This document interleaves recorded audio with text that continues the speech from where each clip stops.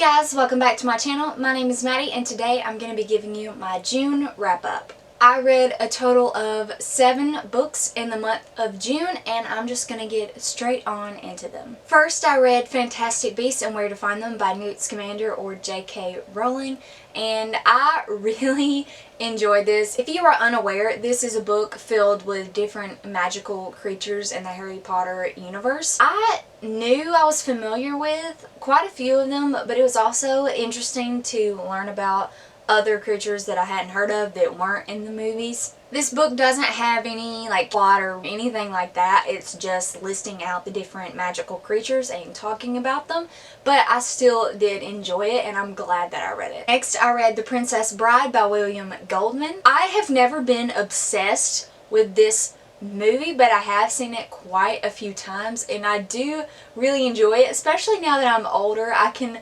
appreciate the humor a lot more, whereas I didn't really understand it when I was younger. This is a classic. I had to read it eventually, so I decided to read it in the month of June.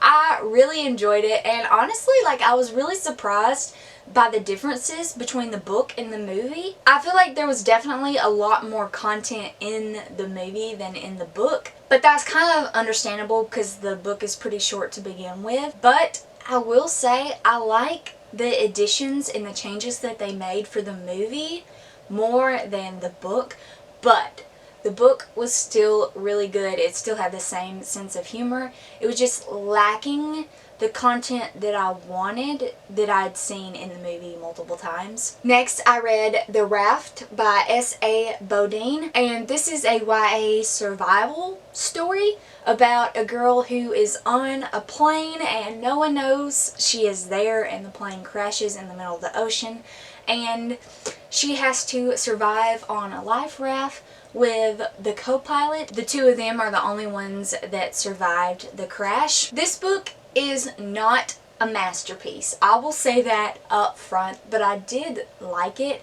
I did have some faults with it though, and honestly, it was very immature in the ways that it was written and inside the character's head, which the main character is a teenager, but at the same time she was very just immature. But then in some ways she was also very knowledgeable and smart, but I don't know, it was just a weird combination. Also, I thought this book was going to be more thrilling and more frightening than what it actually was. Yes, the characters are trying to survive, and although bad things do happen, it's not thrilling. It wasn't written to get your heart pumping faster.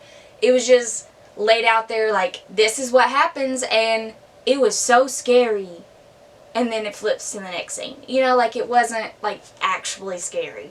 I did like it though, so if you are looking for a short read, I recommend this. Next, I read The Woman in Cabin 10 by Ruth Ware, and I really liked this book, which I was not expecting. This is a mystery thriller novel about a main character who I believe she's some type of journalist, and she goes on a business trip to this yacht, a mini cruise, and there's a lot of mysterious, weird things happening on this boat, and she thinks that she witnessed a murder. However, no one on the boat claims that they have ever seen this woman that she witnessed dying. No one is reported missing. There is no evidence to support that what she saw was actually real. It was super interesting, and although it wasn't super fast paced, I was ready for the next clue. I was ready to find out what happened, and I just kept reading because I wanted to know the end of the story. So in a sense,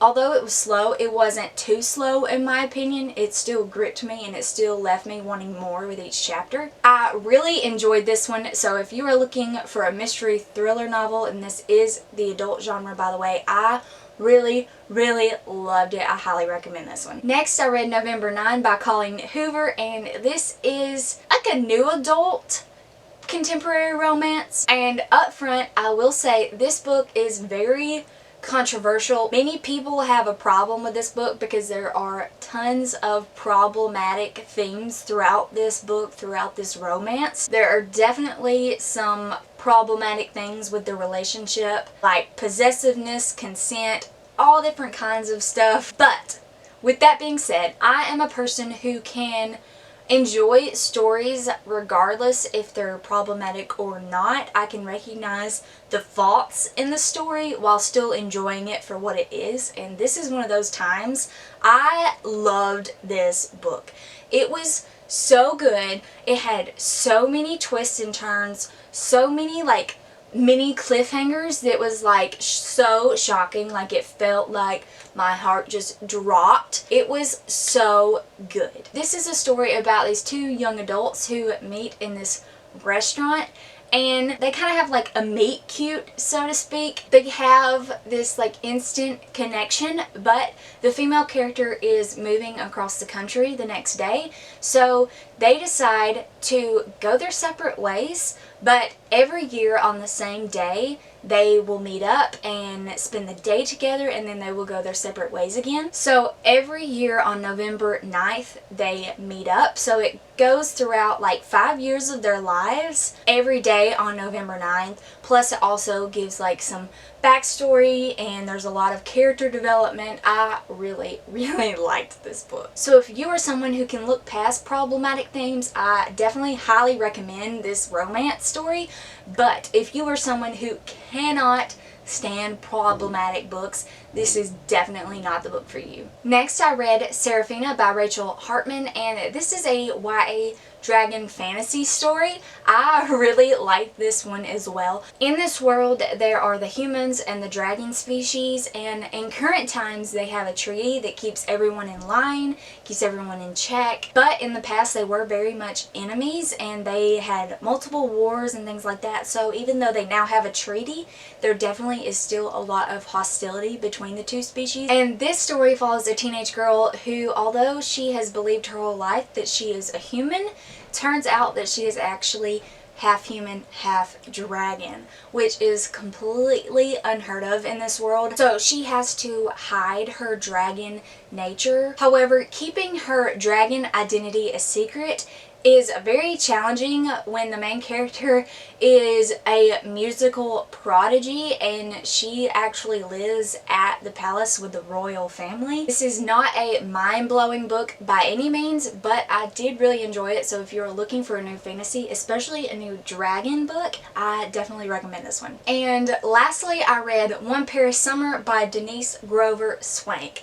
I absolutely adored this book. I really love France. I've never been, but it is my dream one day to live in France. I really adore France. So of course I really adored this book. This is about a teenage girl and her brother who are shipped off to Paris during the summer to live with their dad because he is getting married, and they have not seen him in like a year or so after their parents divorced. They don't want to go to France, they don't want to live with their dad, but they are forced to do so, so they might as well make the best of it. Might as well make the best of living in Paris for the summer. The main character is also a pianist, which I am as well, so I really appreciated that aspect of the story because she practices all the time. She's trying to get into a prestigious school, trying to get a good scholarship. I really connected to that aspect of her character and that aspect of the story. And then of course there's also a summer romance between her and a French boy, so